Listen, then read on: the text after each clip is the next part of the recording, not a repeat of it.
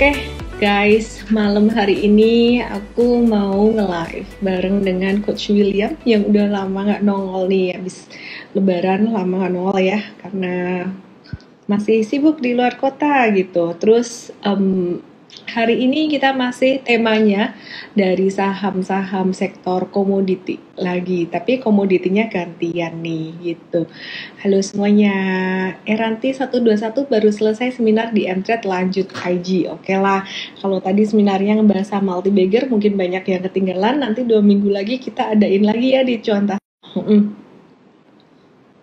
Oke, selamat malam semuanya. Nah, ini udah hampir 1.000 yang nonton. Aku akan langsung aja mulai guys. Aku awali dari IHSG dulu nih. Hai Leona, hai Lina Wendy, Fitrianti BJ, Firman Bandul 8. BCA nasibnya gimana? Nggak gimana-gimana sih. Aku cuma mau bilang, ini IHSG kuat. Lumayan bertahan, lumayan kuat ya. Jadi teman-teman perhatikan di sini. Kemarin saya buat skenario yang cukup antisipatif sebenarnya sifatnya. Kita ngelihat bahwa dia bisa turun, bisa koreksi. Tapi ternyata dia sideways loh. Oke, kalau gitu sekarang petanya aku mau ubah deh. Aku mau gambar peta yang baru. Nah, jadi kalau teman-teman perhatikan ya, ini kan ada garis biru. Garis biru ini didapat dari high pada tanggal 11 Mei 2022. Nah, kalau teman-teman perhatikan di sini, IHSG itu selama 4 hari terakhir, dia tuh ketahan di area ini. Kayak mau breakdown nggak jadi, mau breakdown nggak jadi, breakdown nggak jadi. Nah, kesimpulannya, garis biru ini di angka 6835 ini menjadi satu support yang cukup kuat. Demikian pula dengan resistennya di area ini, ya, di area dulu magnetnya di area ini 6931 ini menjadi satu resisten yang cukup kuat di level ini ya. Nah, jadi teman-teman perhatikan di sini nih. Ini zigzag.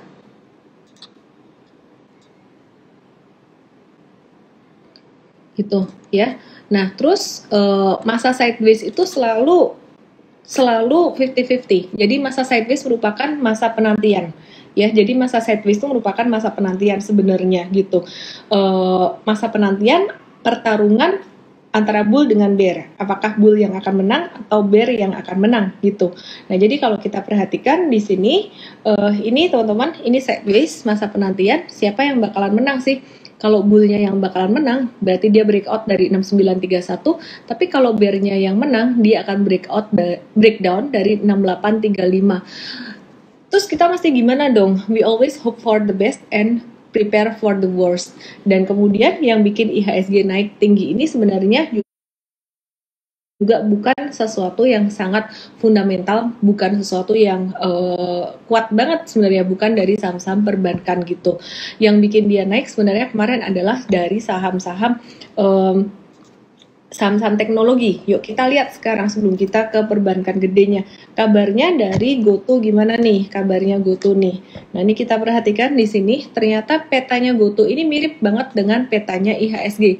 Nah, kalau kita perhatiin GoTo ini dia naik 1 2 3 4 hari ya. Tadinya volumenya naik pada tanggal 19 Mei tapi kemudian pada 3 hari perdagangan terakhir kemudian volumenya turun. Jadi di sini agak-agak divergen sebenarnya gitu, meskipun ada berita private placement dan lain sebagainya ya. Kita sih waspada aja. Intinya trennya ini sebenarnya masih belum bagus dan ini merupakan satu technical rebound aja, dead cat bounce. Kalau aku ngelihat kayak gini, ini lebih besar potensinya untuk dia mengalami koreksi daripada dia naik gitu. Dan kita juga lihat untuk saham yang lain dari sektor teknologi, saham Bukalapak.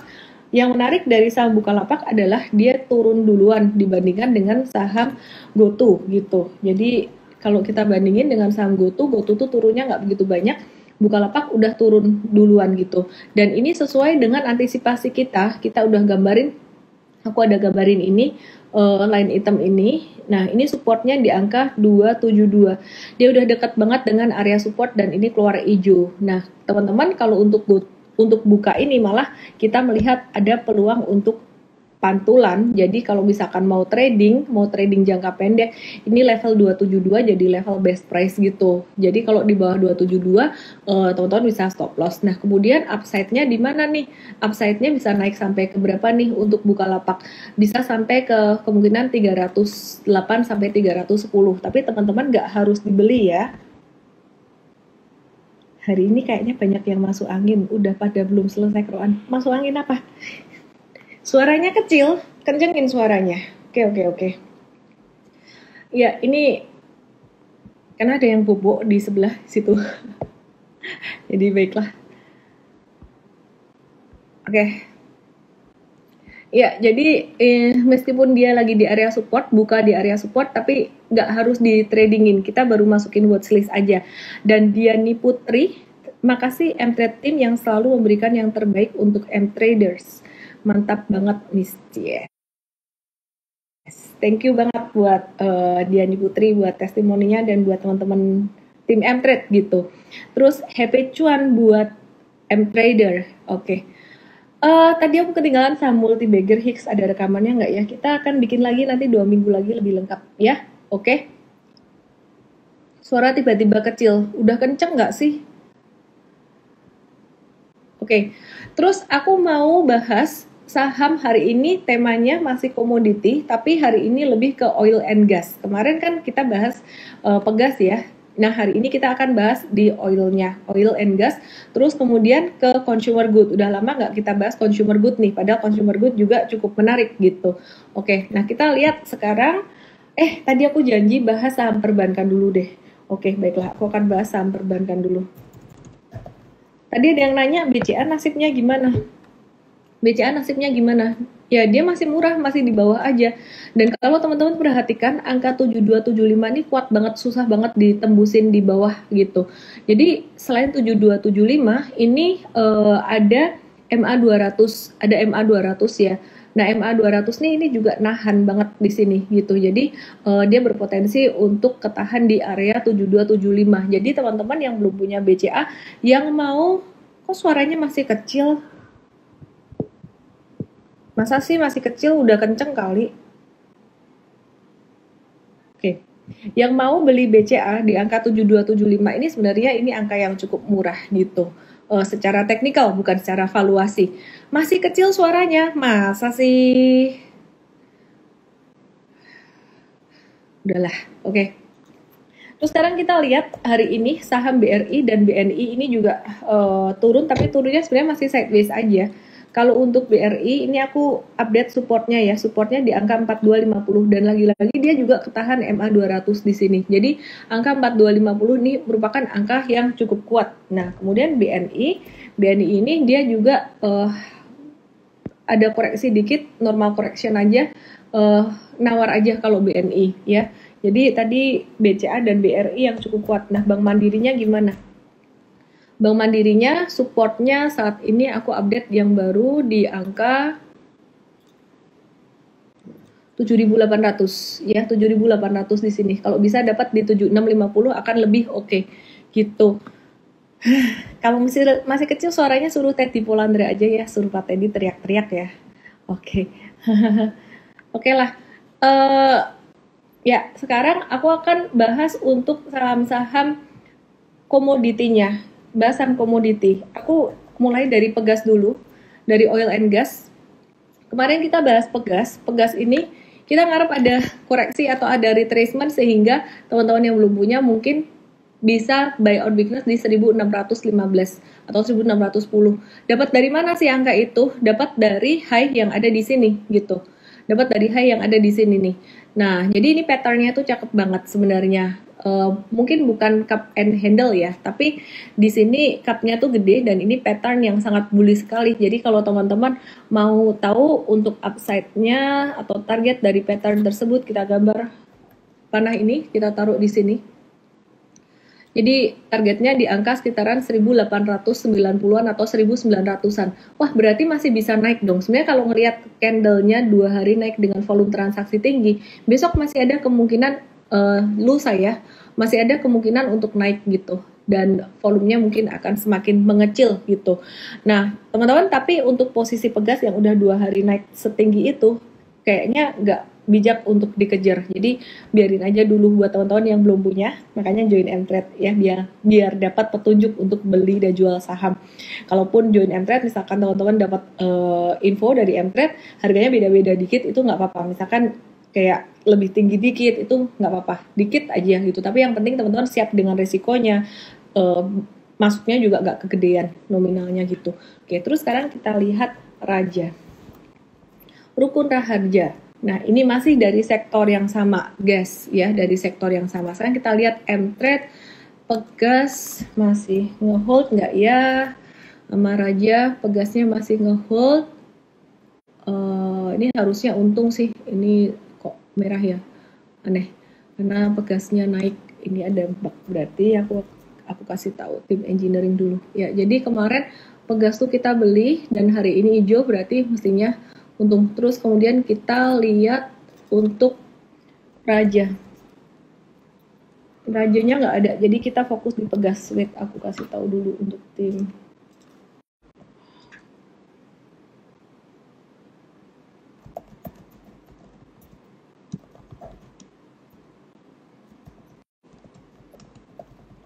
Oke, Pegas bisa ke berapa? Tadi aku ada kasih lihat untuk target pattern-nya sih sekitaran 1880, tapi disclaimer juga ya, nggak harus sampai ke situ juga. Oke, halo Valencia Gat. Terus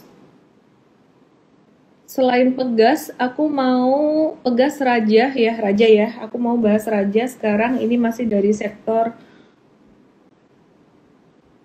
oil and gas. Jadi Rajanya hari ini naik tinggi juga. Dia breakout dari resisten 278. Udah agak telat sih kalau mau masuk, dan ini masih bisa naik.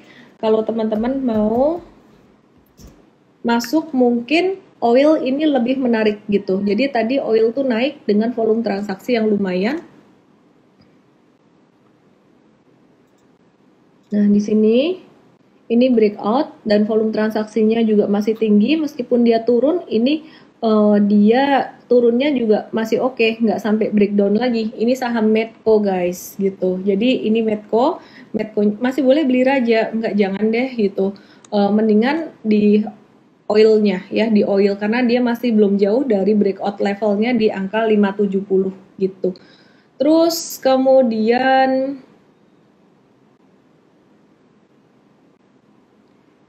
kita lihat saham dari sektor oil lagi ya. Nanti kita akan bahas kenapa sih oil kok dia naiknya lumayan signifikan ya. Kita akan bahas nanti dari sektor minyak-minyakan di sini. Ini ada Elsa. Ya, ini ada Elsa. Aku tarik garis miring aja karena di sini banyak banget high-nya. Dia udah breakout dari downtrend line jangka pendeknya, terus dia di sini ngebentuk satu high yang baru. Jadi aku taruh satu garis di sini.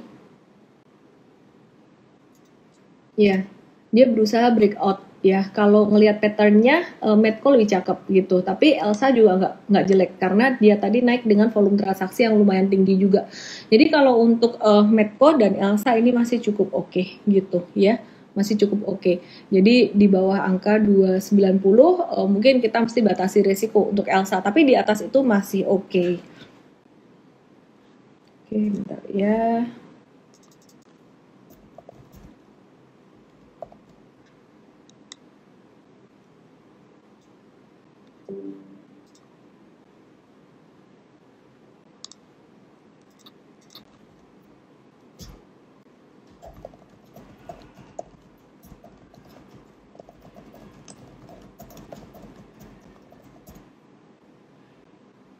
Oke, terus besok libur ya, Rizky Falah. Iya, besok libur. Kenapa sih sebenarnya Medco dan juga Esani naik sektor oil and gas? Kenapa naik gitu? Jadi salah satu penyebabnya adalah persediaan minyak ini masih terbatas ya. persediaan minyak di Amerika ini tercatat mengalami penurunan 10% jadi 220 juta barrel pada minggu kedua bulan Mei. Jadi hampir mencapai level pasokan terendah selama 4 tahun terakhir di 211 juta barrel gitu. Jadi permintaan minyak masih meningkat terutama ketika lockdown China udah mulai dibuka bertahap. Nah, harga minyak itu juga kembali ke 110 US dollar per barrel dan masih cukup atraktif, artinya masih bisa naik gitu. Dan ini akan jadi pendorong naiknya untuk average selling price atau harga minyak itu sendiri untuk emiten minyak juga gitu yang bisa mengoptimalkan pendapatannya gitu. Nah, tapi untuk Medco sendiri sebenarnya valuasinya udah cukup tinggi, jadi kita trading aja gitu. Baik untuk Medco maupun untuk Elsa gitu udah cukup tinggi. Terus ada resiko dari kenaikan suku bunga karena utangnya Medco ini udah cukup tinggi juga dengan debt to equity ratio-nya 376% ya. Sedangkan Elsa itu debt to equity ratio-nya sekitaran 91,53%. PTBA masih boleh dikejar nggak untuk kejar dividen? Masih boleh dibeli nggak? Kita lihat PTBA. Kalau menurutku sih udah ketinggian ya guys ya, dan ini udah jauh banget dari base-nya. Ini base 1, ini breakout pertama di sini, ini breakout kedua. Nah, sekarang tuh dia udah breakout ketiga, udah di base yang ketiganya gitu. Jadi ya kayaknya udah agak-agak ketinggian. Kalaupun mau beli, better nunggu diskon sekitaran level 4110 gitu. Terus ini banyak yang galau mau nanyain Antam dan Harum dan lain-lain. Turun semua tadi ya, jadi turun semua. Kita coba bahas sebelum aku bahas sektor consumer good. Target jauh aja aku nggak mau sih kasih target jauh-jauh, nanti terlalu tinggi ekspektasinya. Antam nih masih bisa turun, masih bisa koreksi. Kemungkinan terburuk ya, kemungkinan terburuk kalau kita mau hati-hati turunnya sekitar level 2330. Sekitaran level ini gitu. Jadi kalau misalkan dia turun di 2330 dan kena MA 200 dia mantul lagi, dia akan membentuk pattern double bottom. Oke, terus kemudian Inco ini ya sektor komoditi ya kayak gini, volatile, makanya harus siap trading untuk yang di sektor komoditi. Inco bakalan koreksi bisa sampai ke berapa gitu. Ini aku kasih beberapa supportnya. Inco bisa koreksi sampai ke yang pertama di 7375 atau ke 6950 gitu. Nah, kemudian yang satu lagi kita lihat dari sektor pertambangan, metals.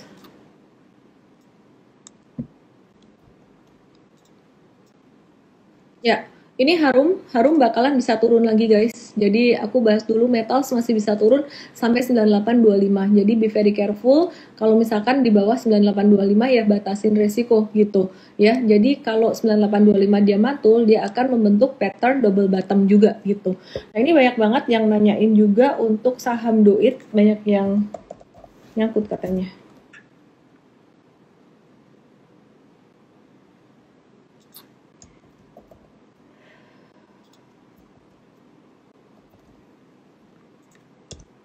Oke.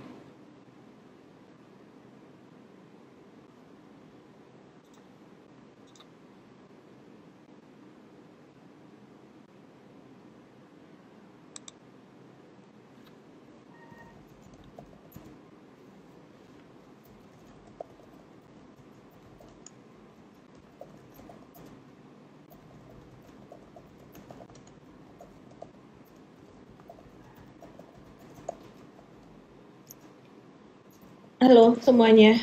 Oke, ini Doit ya. Nah, ini catnya kalau teman-teman perhatikan Doit ini kayak nggak ada candlenya, tapi ini turun ARB kayaknya. ARB nih 6,42%, ini juga 6,67%, kayaknya banyak yang nyangkut ya. Mau jual nggak bisa jual kali ya teman-teman. Cuman kalau misalkan kejadiannya udah kayak gini, ini turun kayak gini, ini udah nggak bagus sih. Jadi mesti batasi resiko. Jadi ketika kemarin kan kita expect ada keluar bentuk higher high kayak gini ya, tapi ternyata higher high-nya dia tidak terwujud, malah breaking down terus. Jadi mestinya breakdown dari MA20 ini dibatasin atau jual gitu. Tapi kalau nggak bisa jual gimana, ya udah nunggu aja, nunggu sampai ada transaksi gitu. Jadi teman-teman di sini pentingnya money management atau pentingnya ini apa namanya, ARB udah 3 hari ya, pentingnya money management, position sizing. Jadi teman-teman better diversified, terutama kalau teman-teman pemula. Aku mendengar beberapa cerita orang yang masuk ke saham tuh gila-gilaan, modalnya gede banget gitu, katanya sampai ratusan M. Untuk retail ya, bukan untuk institusi, ratusan M tuh gede gitu, dan masih pakai margin. Kok bisa ya gitu? Dan dipol-polin di saham tertentu ya silahkan, kalau memang profil resikonya berani ya nggak masalah. Mungkin dia masukin ratusan M tapi hartanya triliunan ya nggak masalah gitu loh. Yang jelas kita jangan FOMO, jangan kepengen sama rezekinya orang lain ya, karena rezeki tiap orang beda-beda. Ya udah, disyukuri aja, cukupkanlah dirimu dengan apa yang ada padamu gitu. ADMR gimana? PTBA gimana? Tadi ada yang nanya kalau belum punya mau dividen, mau ambil sekarang bisa nggak? Aku udah bahas tadi PTBA, tunggu koreksi dulu. Bahkan kalau bisa tunggu koreksinya sampai sekitaran 4.200 atau 4.110. Di angka sekarang tuh agak ketinggian gitu. Terus aku mau bahas sektor consumer goods. Oke, sektor yang lama banget,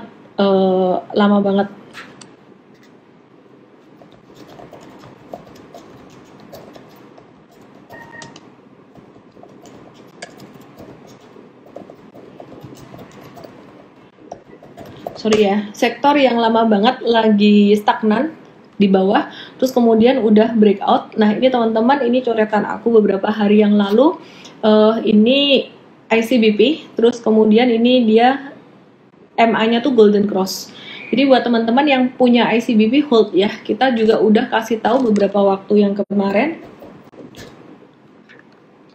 untuk beli dan juga untuk hold. Buat ICBP kita ada jangka pendek, menengah, dan juga panjang ya. Jadi teman-teman buat jangka panjang sih kayaknya masih bisa masih bisa hold gitu.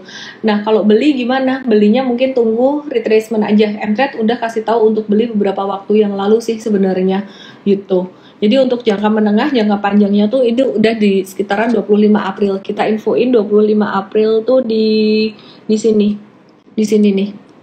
Oke, signal putus-putus, mau sih Unilever ambles terus, kata Aksa Trio, tapi NFB masih tinggi.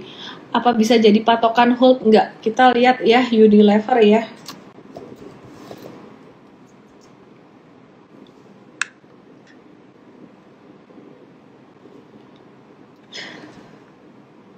Unilever ambles terus, enggak loh.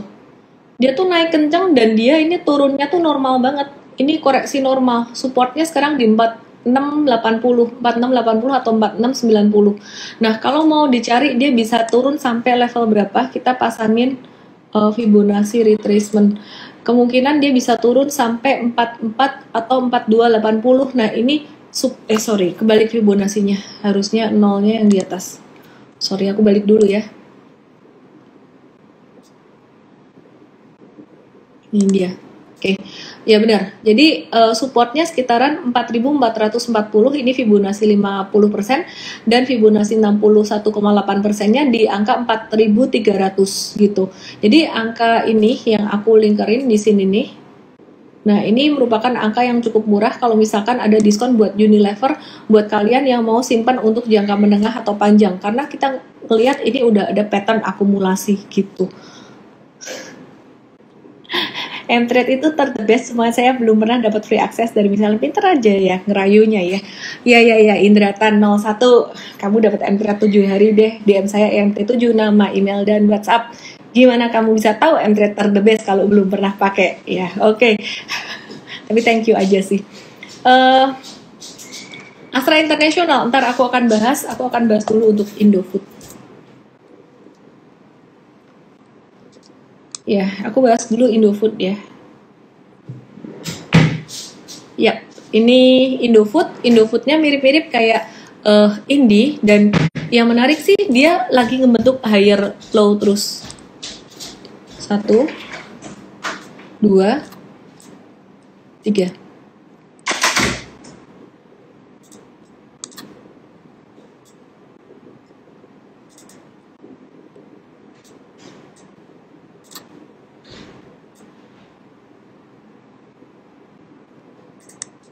kayak gini. Nah, jadi ini trennya cukup oke.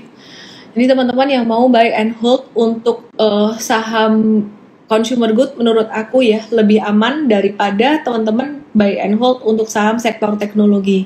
Menurutku itu lebih bikin deg-degan. Alita Rimbawa mau serok saham apa yang lagi murah tapi RDN-nya gak cukup. Gimana dong Miss? Ya udah kerja dulu kumpulin duit. Yesi Vera mau M-Trade 7 hari selalu rajin nonton IG Live Miss Ellen sambil nangis dia. Oke, DM saya EMT7 nama email WhatsApp. Bu udah dibahas belum kemarin sih? Bentar ya. Aku jadi keinget mau nge-live bareng William. Kok William aku ke M-Trade deh. M-Trade ini ada Pak Triawan nonton ya. Halo Pak Triawan, apa kabar? Sehat selalu Pak. Oke, nanti di akhir IG live aku akan kasih watchlist guys. Aku akan kasih watchlist. Halo Will. Kabar? Hai, halo Miss. Hai. Bentar. Oke William, aku mau ngobrol sama kamu nih tentang sektor komoditi oil and gas ya, dan juga sektor consumer good pastinya, dan sektor apa lagi ya? Kalau aku bilang sih batu bara masih bisa di-watch. Tapi sebelumnya aku mau infoin, hari Sabtu nanti ada seminar cuantastik ya, Goodbye Sell in May and Welcome June. Gimana sih nanti market di bulan Juni nggak terasa nih udah setengah tahun aja. Ntar nggak terasa udah tahun baruan deh next year gitu. Nggak terasa umur juga nambah teman-teman. Semoga duitmu juga nambah dan kebahagiaanmu juga nambah. Teman-teman yang mau join seminar cuantastik, jangan lupa hari Sabtu nanti ya. Untuk cuantastik Sabtu nanti ini khusus untuk VIP user M-Trade, dan teman-teman yang mau join bisa langsung aja ke mtrade.id/cuantastik di situ ya. Langsung aja ke situ. Berbayar sih untuk yang Sabtu nanti ini karena lumayan spesial ya menunya.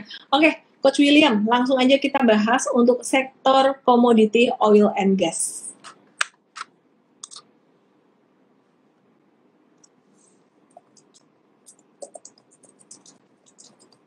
Halo.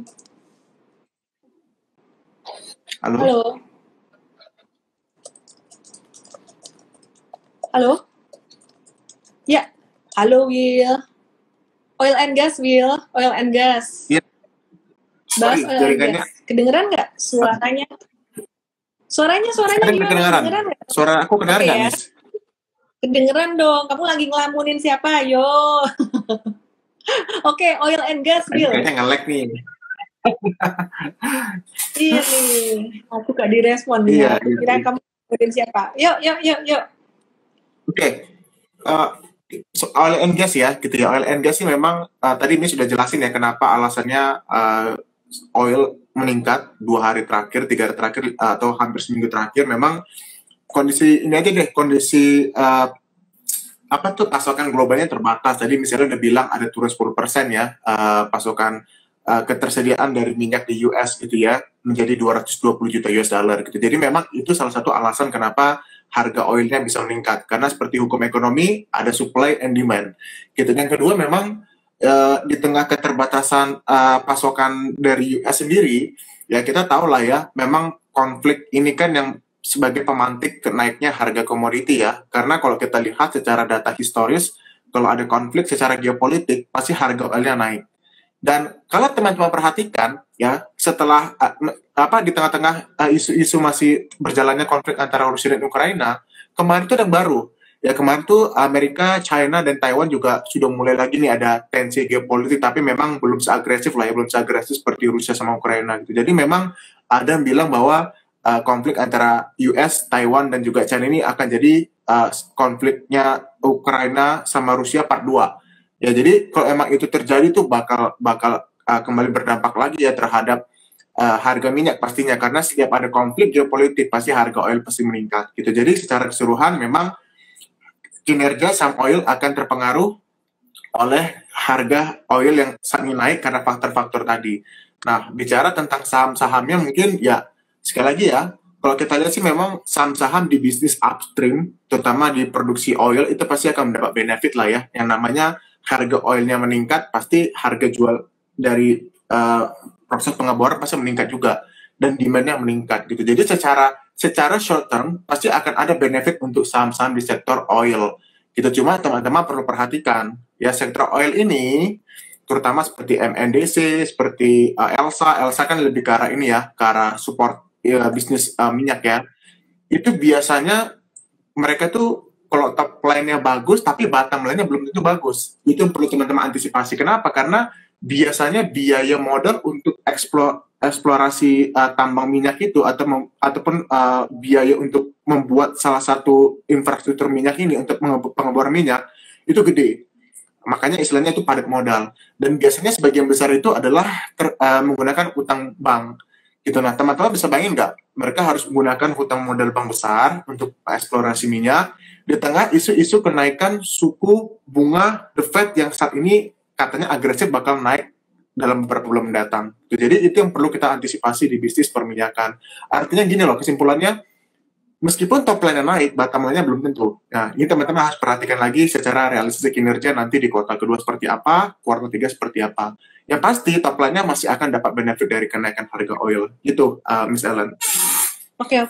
Ini komennya yang aku pin udah aku hilangin ya. Katanya mau lihat wajah gantengnya Coach William. Coach William ini udah sold out ya.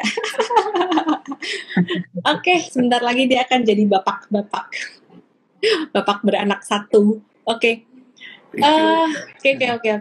Will, aku lagi mau ngebahas satu saham masih di sektor komoditi nih ya. Aku suka banget sebenarnya liatin saham ini. Dan ini kemarin aku sempat gambar ini ya, aku ngegambar peta gini, kadang bener, kadang enggak. Ya, semoga aja ini ngikutin ya apa yang aku gambar ini. Jadi teman-teman kalau nanya ESA sekarang lagi sideways gitu. Aku kasih batas atas resisten dan juga supportnya aja. Kalau misalkan dia breakout dari 1310, dia bakalan bisa sampai ke 1525. Tapi jika ESA turun dari 1230, kayaknya kita mesti harus batasi risiko dulu, terutama untuk para trader jangka pendeknya.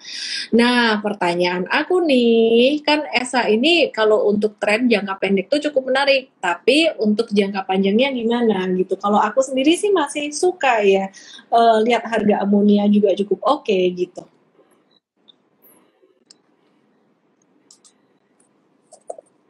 Ya, William. Halo? Kamera kamu turunin dikit tuh, kata Bu Dian Natali. Turunin dikit biar kamunya bisa agak naik, mukanya nggak kepotong gitu. Oke, nah ini itu dong. Oke, sip. Ya, ESA, amonia gimana? Oke, kalau teman-teman perhatikan ya, bisnis ESA ini, itu kan amonia kan berkaitan sama pupuk ya. Pupuk ini memang salah satu sektor yang menurut aku paling benefit juga lah selama tahun 2021, tahun 2022. Makanya kalau teman-teman lihat, itu PT Pupuk Persero, ini belum TBK ya tapi ya, itu kemarin itu result kinerja 2021 tuh pendapatan penjualan tuh naik signifikan.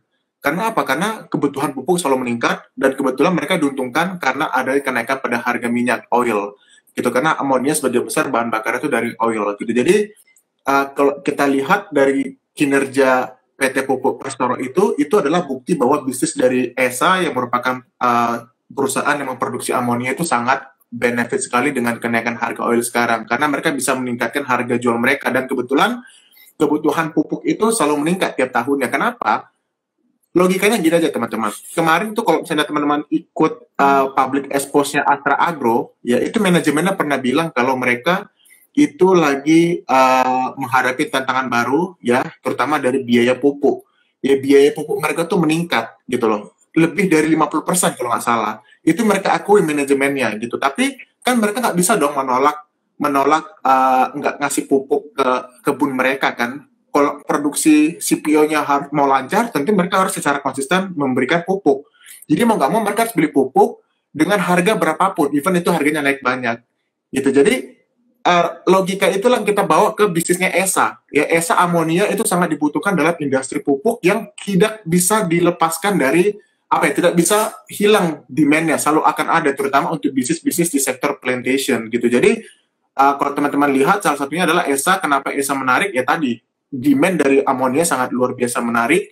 Bahkan kemarin M-Trade kita dapat multi ini ya Mega ya misalnya dari ESA ya dari rekomendasi kita ESA Kongres buat teman-teman yang beli ESA. Dan menurut aku selagi oilnya masih akan terus meningkat, selagi demand akan selalu meningkat, menurut aku ESA masih akan menarik. Cuma kita bicara secara valuasi aja ya. Valuasi kita perlu antisipasi lah, namanya saham udah naik banyak, downside-nya masih ada. Cuma kalau selagi kita masih bisa perhatikan prospek outlook-nya dengan baik, seharusnya sih masih bisa kita hold. Cuma antisipasi aja di downside dari kenaikan harga saham yang sudah naik terlalu tinggi. Itu sih misalnya. Iya, syukurin tuh netizen dimarahin tuh sama dua Milauto. Gak konsen aku dengerin belajarnya nih. Belajar teman-teman, ngegosip aja. Antara ngegosip atau ngegodain Coach William. Will, lu udah lama gak nongol langsung diusilin sama netizen. Katanya suruh bahas S hardware. Oke, tak bahas S hardware. Sekarepmu lah netizen. Ini ya, jadi aku bahas deh buat S hardware ya. Ini kita ada gambar ya, ini aku ada gambar angka 960 ini sakti guys. Sekali dia nggak ketembus, 2 kali di sini dia nggak ketembus, 3 kali di sini dia nggak ketembus, cuman ngikor doang, 4 kali, terus ini 5 kali dia nggak ketembus. Artinya 960 ini support yang sangat kuat sekali.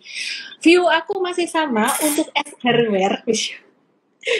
Sorry ya Bill, aku ini loh ngebacain netizen nakal nih loh, netizen. Ya, ini view aku masih sama untuk jangka panjangnya. Untuk jangka panjangnya, untuk S hardware ini sebenarnya masih menarik secara valuasi juga masih oke. Nanti kalau perekonomian recover, pastinya demand juga akan terus meningkat dan kita juga lihat ya supply chain dan sebagainya ini masih terbatas. Mungkin aku nggak tahu deh sampai ngefek ke ini nggak sih barang-barang dari China masuk ke Indo agak susah gitu atau enggak. Tapi dengan melihat aktivitas perekonomian yang udah rame di mana-mana rame, sekarang kalau ke Jakarta pun ampun-ampunan, macetnya udah luar biasa gitu. Jadi udah nggak berasa pandeminya lagi. Saya percaya ini awal yang bagus untuk S hardware. Jadi buat teman-teman yang mau long term investing sih, menabur sekarang boleh, tapi dikit-dikit aja, nggak usah dipikirin jumlahnya dan jangan banyak-banyak. Kan kayak lagunya Tulo Titik Puspa yang zaman dulu. Apa sih? Yuk kita nabung, dia bilang apa? Jangan dihitung lama-lama bisa jadi gunung gitu. Asalkan tahu stop loss aja gitu. Di bawah 950 ini artinya breakdown. Jadi ya kalau teman-teman mau investor setengah trader turun 950 mau cut loss, ya silahkan gitu. Tapi kalau di atas 950 apalagi deket angka 950 itu 950, 960 teman-teman mau masuk dan simpan boleh. Tapi aku nggak bilang bahwa retail ini akan naik cepat, hardware akan naik cepat, enggak. Karena sekarang ini temanya dengan kondisi perang Ukraina, Rusia, dan kemudian kondisi inflasi yang naik, tantangan tapering, dan juga tapering dari the Fed, dan juga problem supply chain, supply terbatas, kemudian demand-nya naik, ini komoditi yang masih akan naik, dan terus naik. Dan kita lihat sekarang tiap hari itu giliran aja kayak coal, oil and gas, metals itu bolak-balik giliran aja kayak gitu. Sementara masih kayak gitu, termasuk juga ESA. Nah sekarang aku akan review untuk sektor, Harum udah bahas nih, sektor cool. Salah satu saham yang menarik adalah saham Indi, di mana dia lagi koreksi normal. Di Untrade ini juga ada beberapa saham yang menarik ya. Indi koreksi normal, kita tunggu di angka 2660. Dia turun dan juga lagi di area support di sini gitu. Mantap Ferguson kata Teddy Poladra. Oke. Jangan mau ngomong S hardware lagi, Will. Jangan mau dijebak sama netizen nih, netizen nakal ini. Ya. Nanti Coach William marah, wow, langsung terbang semua. Oke, William, kita ngelihat sektor komoditi masih menarik nih, gitu. Jadi kita nggak bahas retail dulu ya. Kita ngelihat sektor komoditi masih menarik. Nah, komoditi coal ini gimana? Udah sempat dibahas beberapa hari yang lalu sama Coach Merlin juga, sama aku juga gitu. Kalau menurut William, ini coal gimana nih? Terus pulp and paper sekalian deh, pulp and paper gimana? Mungkin call dulu kali ya. Oke. Sorry ini agak patah-patah di aku sih. Jadi bahas tentang cool. sektor coal ya tadi Miss ya. Ya, Cool. oke. Kalau coal ya teman-teman ya, kalau menurut aku pribadi ya, ini jadi sedikit tambahan aja karena bisa jadi salah, bisa jadi benar juga gitu. Jadi tergantung perspektif teman-teman seperti apa. Kalau aku lihat sih kebutuhan coal itu masih akan atraktif sampai akhir tahun 2022 gitu. Jadi kalaupun nanti harganya turun secara daily, tapi kalau kita compare secara tahunan itu pasti akan lebih tinggi daripada yang tahun lalu gitu. Jadi harga price range-nya itu bisa di harga di sekitar 300 itu paling minimal di tahun ini ya. Jadi kalau misalnya teman-teman bilang apakah bisnis coal masih atraktif sih masih akan atraktif gitu. Cuma apakah naiknya akan seagresif tahun-tahun sebelumnya sih enggak lagi ya. Kenapa? Karena kalau kita lihat kenaikan return saham-saham batubara itu udah di setengah jalan ya. Kita bisa melihat bagaimana returnnya PTBA, ITMG, Adaro semua itu sudah naik terlalu tinggi gitu. Jadi ya mungkin aku sih lebih bilangin lebih karena trading aja ya, terutama manfaatkan volatilitas harga batubara yang kadang naik kadang turun gitu. Jadi kalau untuk investing menurut aku ya mungkin bisa tapi nggak bisa untuk long term lagi gitu. At least 3-6 bulan itu paling maksimal. Karena ya kalau kita lihat sih balik lagi ya, semua saham-saham batubara tuh returnnya tuh naik terlalu banyak. Ya mungkin secara jangka pendek masih ada opportunity tapi nggak dalam jangka panjang sekali ya karena nature-nya bisnis komoditi ketika harganya naik bisa turun, kok harga turun bisa naik. Nah sekarang kita sudah di atas harganya, jadi potensial downside-nya masih akan ada lebih besar kemungkinan turun gitu ya. Jadi ya silakan teman-teman silakan bagaimana perspektifnya terhadap sektor batubara. Cuma menurut aku lebih enaknya di trading aja sih untuk sektor batubara untuk saat ini. Itu sih misalnya. Oke, sell in May atau serok in May? Telat, bulan Mei juga udah habis. Oke, nonton IG Live aja lah tiap hari. Baiklah. PTBA mau masuk takut kena dividen hunter. Udah dibahas PTBA, tunggu koreksi aja guys. Sektor transportasi, gimana nih transportasi? Aku mendingan kapal-kapalan deh, bahas perkapalan lagi yuk.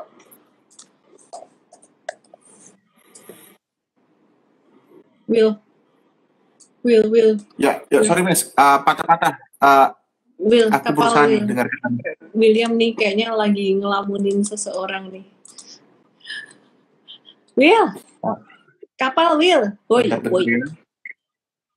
Bentar, aku perbaiki jaringan bentar. Ya, gimana Miss? Sorry. Kapal Will, kapal nih, kapal. Baiklah sambil nunggu William perbaikin jaringan. Ya, ini Temas masih menarik sih, cuman liquidity-nya agak kurang, jadi tunggu retracement-nya aja sih ya. Terus tadi ada yang nanya, Bull gimana? Bull, hari ini turun, cuman dia masih di atas area sideways-nya. Di sini. Nah, jadi masih oke, masih aman. Terus kemarin, enggak lah, aku nggak ngamuk lah, aku baik. Ini kalau Pak Triawan aku ajak nge-live mau nggak ya?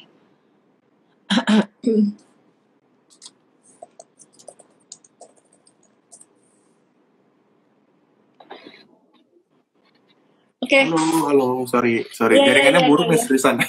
Perkapalan. Sampai garuk-garuk loh. Oke. Gimana kapal? Oke.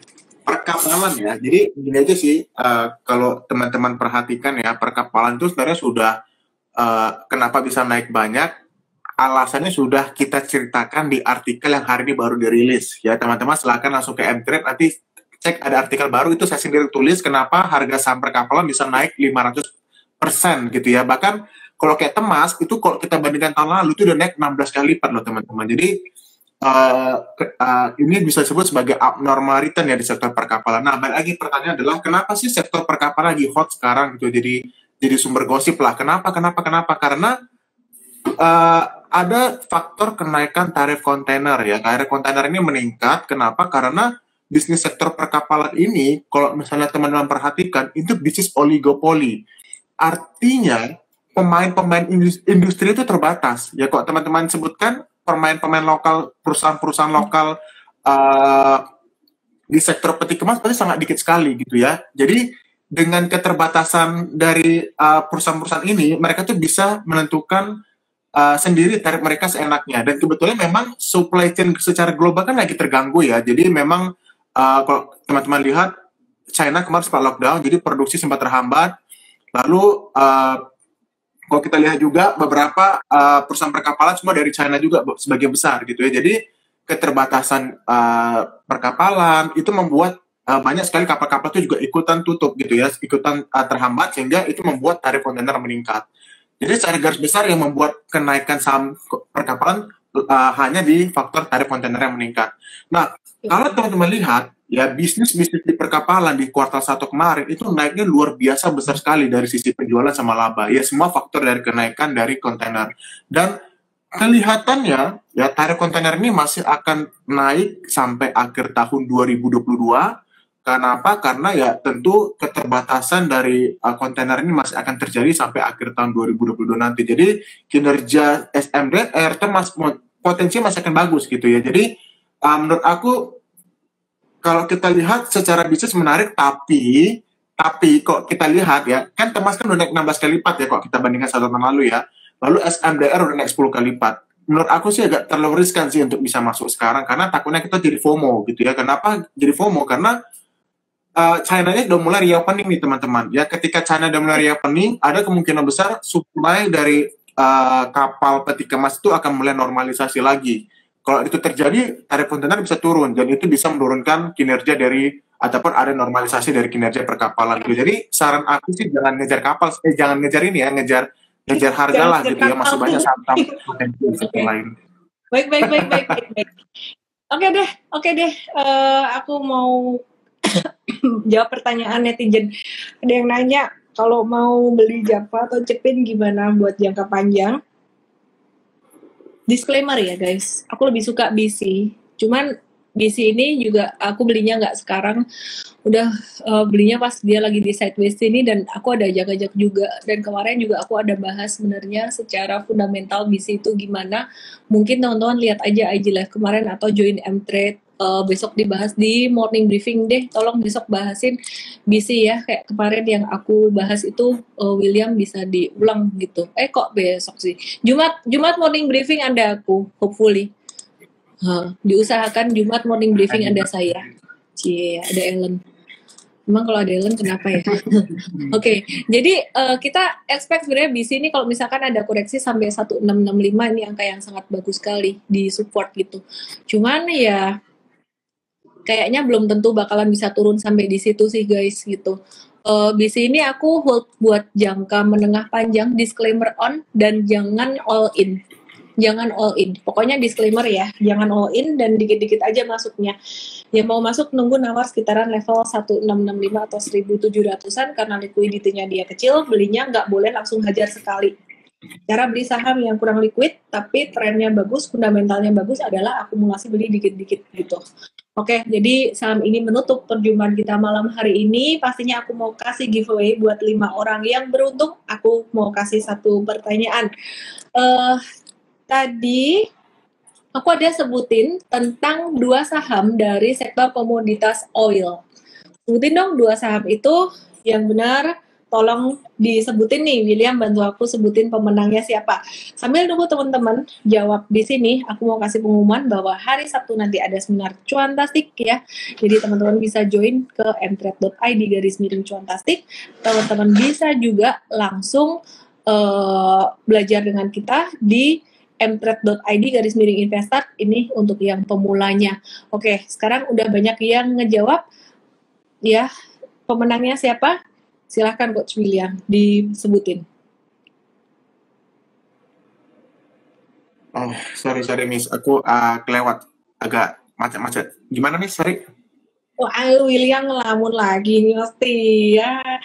Oke, aku baca ini ya pemenangnya ya. Bercanda Will. Fajar Mik. Canda Will. Tenang Will, nanti Will. Tenang, kalem. Supri Kaprel. Hasan Jaya. Ayu Sinta Laksmi, Elis H. Pilih paling atas. Siapa paling atas? 1 paling atas. Mana ya?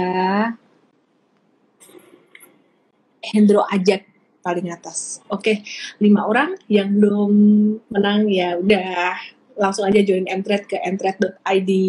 Jangan terlalu hitungan dikit-dikit, ini buat sekolahnya biar bisa cuan, biar cuannya tuh tenang dan damai, karena ditemenin sama saya dan juga coach mtrade termasuk Coach William juga. Terima kasih teman-teman semuanya, thank you Coach William, selamat malam, salam profit ya ya. teman-teman.